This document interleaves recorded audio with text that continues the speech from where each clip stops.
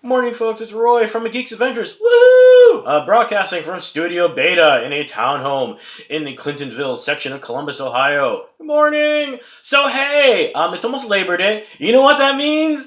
Yeah, I'm the umpteenth dork who's got a vlog who likes movies that's doing a summer movie wrap up. Yeah! Time to beat to death the usual. Wow, these movies suck. These movies were cool. Wow, the industry's a train wreck ready to implode, but not as badly as the music industry because, well, the movie industry had the music industry to look at, and a lot of rich people are going, no, that is not happening to us. We're not going to get screwed over. We're not going to lose our perks. We're not going to lose our giant offices and making tons of money. That ain't us. Hell no. So you find all sorts of ways to screw a lot of people over. Wow, a little sarcasm, isn't it? Scary thing is, that's true, unfortunately. But, so, what's happened this summer? You know what? This is probably the best example of how kind of wacky this summer has been. Do you want to know what worldwide the biggest money-making film is this summer? And you're going, duh, it's Wonder Woman. No. Duh, it's Guardians of the Galaxy. No. Duh, it's Spider-Man Homecoming? No. Want to know what the number one movie worldwide, not in the United States, which we'll go over in a little bit why no one gives a crap about just how much money a movie makes in the U.S. The number one film worldwide this summer. Oh, crud. Come on. There we go. Actually, you may not be able to read that because my screen's too bright. It's Despicable Me 3. Your jaw kind of... Yeah. $976 million. Yeah. 976. It's probably going to crack $1 billion. Yeah, most likely. I mean, right now, it's still kind of... And you're going, huh? Like I said, it's been a wacky year. So here we go. Winners, losers, and for the summer. Number one. Well, actually, we're not. Well, sort of, kind of going in numerical order. You'll see. Be patient. Chris Nolan. Why? As much talk as you hear about a multitude of directors. Old school guys like Spielberg, more recent guys like, way too many guys to mention. Patty Jenkins, bless her heart. Yay! Represent, girl! Chris Nolan is one of the few, actually, in many ways, he is the only director that at this point is able to make a ton of money off of something that does not involve either a comic book hero or a book. Okay, actually, that's kind of cheating with Interstellar because if memory serves, that was loosely based on a book.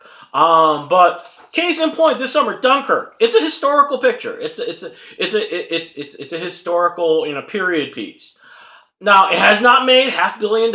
It may barely clear $400 million at this point.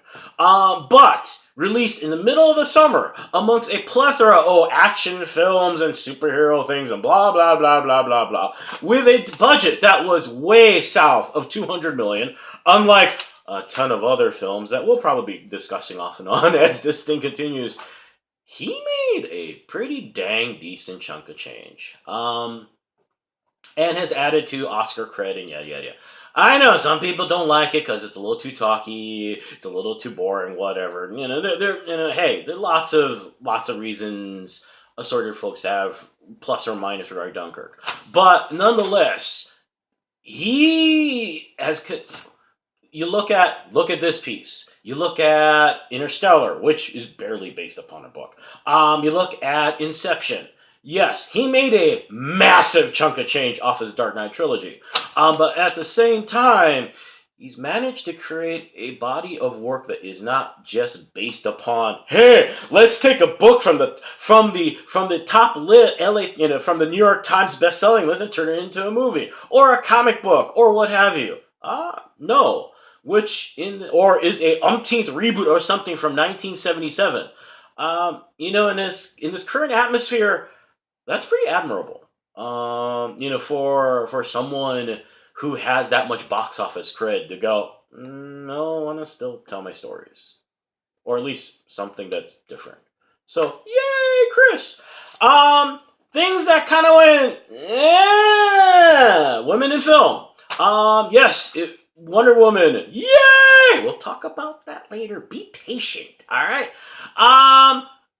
You get past that, things get a little the way it does in the film industry in general. Girls' Weekend, woo, made a big old chunk of change. Yay! On the other hand, let's see, Rough Night, the kind of like the anti version of Girls' Weekend, which was not as well received.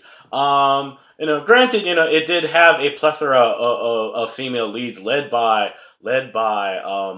Scarlett Johansson. It lasted maybe 2 weeks in the theater. And unfortunately, Atomic Blonde, which was well received. Cast was amazing. It didn't totally tank.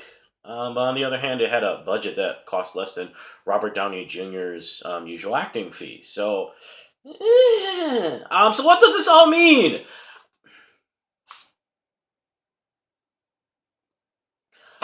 Basically the same thing that last year, or the year before, when Straight Outta Compton made a ton of money, and everyone went, "Hey, this is the time for African American films." The blah blah blah blah blah blah. And so what happened?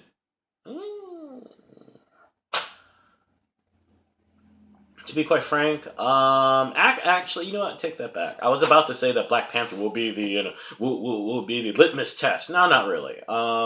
It's tempting to say that Wonder Woman's going to be the big litmus test. Nah, blah blah blah blah. We keep saying that.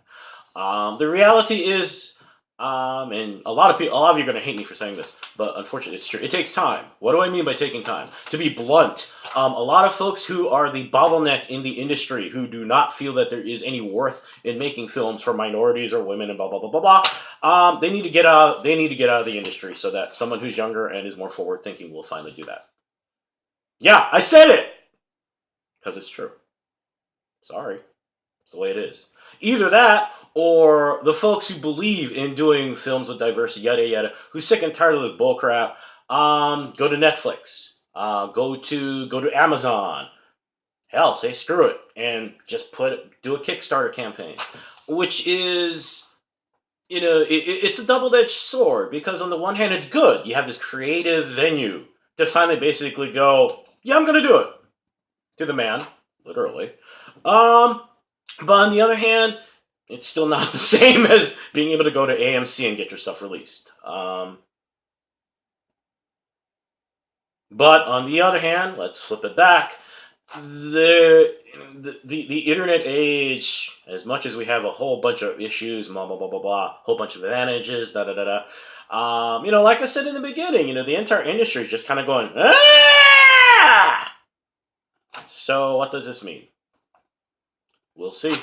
Time will tell. Sometimes time takes a lot of time. Winner for the summer, Marvel. No, not Marvel. Actually, yeah, Marvel. Woo! Which also means Disney.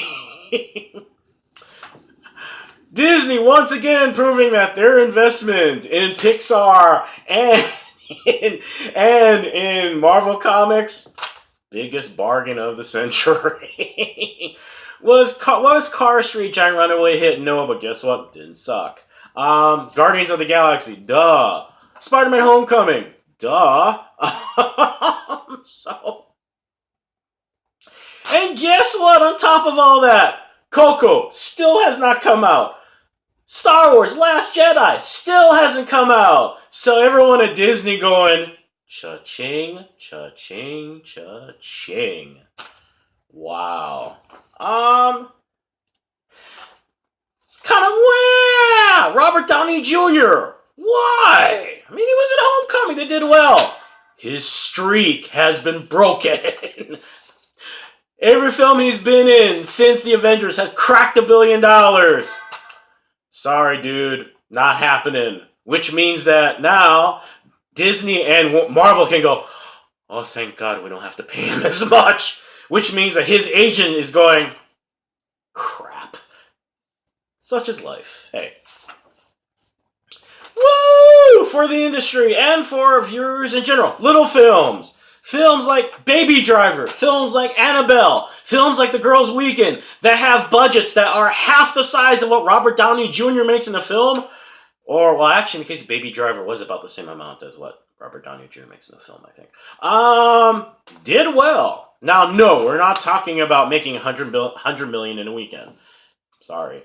But nonetheless, in the long term, they did all right. Word of mouth carries forward. As much as the industry likes to basically likes to beat the crap out of Rotten Tomato. Well, all you, guess what? When a movie stinks, it's not gonna make money. All right. On the flip side, you can have a 100% Rotten Tomato rating that doesn't necessarily mean it's going to make a ton, which is the retort that the industry has.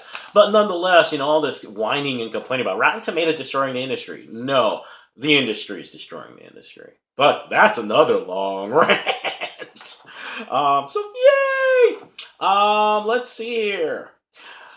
Wah! Universes. Case in point, the Dark Universe, the Black emo universe, whatever thing the Mummy tried to start. The good news for Universal is that at least the movie didn't totally implode. I mean, it still ended up making money. But nonetheless, what they thought was going to be the banner. Yeah, baby. Yeah, you got your DC universe. Yeah, you got your Marvel universe. Well, we got our universe. Nah, turned into, oh boy. I'm always amused how the industry tries to take an art form and treat it like a can of Coke. Yes, film's an art form. Yes, it's a mass media, machine-driven product. Yes, it's still art. Okay, granted, it's art that has a budget of close to $500 million if you're making the Avengers Infinity War. But nonetheless, it's art. Weird things happen when you try and pull this stuff off. And you don't get to punch in the numbers and go, bing, that's going to make money. It happens, guys. So it'll be interesting to see, what the bean counters have. What new dice do they throw into the Yahtzee cup to see what will come up as the other reboot for the Dark Universe or whatever they end up calling it next. Let's see here. Woo! Especially for the industry. Overseas. Case in point, that thing I was talking about Despicable Me 3, all that money's coming from outside the U.S. It's cleared about $250 million, I think, in the U.S., so, not bad. But outside the U.S., yeah, right now you're doing your math and going, how much money is it making outside the U.S.? Yeah, that much.